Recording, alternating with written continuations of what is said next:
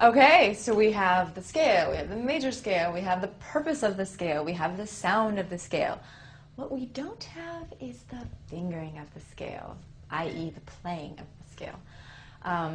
If you have ever taken piano, you will remember that playing the scale, has caused much distress in your life, and perhaps the lives of those around you who are listening. So let's do some tips. I have some ways that are good to approach the fingering of the scale that seem to really help out. For the first time, please separate the hands. It's okay to only deal with one hand at a time. So let's start with the right hand. When you're going to do a scale, and I'll just choose G for sake of argument, practice the first 4 notes. All they need to get is 1, 2, 3, 1. And I'm using the finger numbers, finger 1, finger 2, finger 3. Those will happen, and then the 1 will cross underneath. This is the hardest part of the scale, and you may remember this from a long time ago. If you can get that 1 to happen on the other side of that 3, the scale's so easy. But it won't happen unless you break that down. So start slow. Allow yourself to start slow. Do, re, mi, fa. That's it. That's it. Do, re, mi, fa. Then come back down. Fa, mi, re, do. Reinforce using the correct fingering. Never allow incorrect fingering to happen. I don't care if they play it 1,000,000 miles an hour and it sounds so cool. If they have the wrong fingering, you are reinforcing something that's unhealthy and will come back to bite them in many, many, many pieces.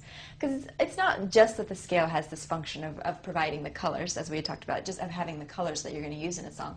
What it also does is appears a gazillion times in the literature, in the repertoire. And so you don't want to enforce something that's wrong that will come back when they play, I don't know, Joy to the World. Kind of a common song, it's going to come up. If they've learned the wrong fingering, it's not going to work. It's just not going to work.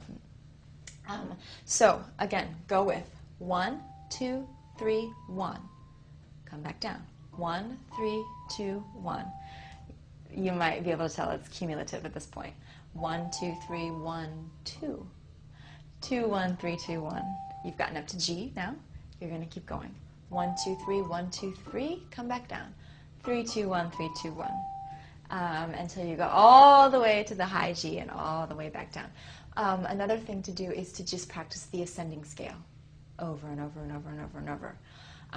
When you get to that F, 1, 2, 3, 1, sometimes it's a good idea to point out that they have 5 fingers and that 5th finger will automatically skip up to the do, the high do. You just covered all the notes.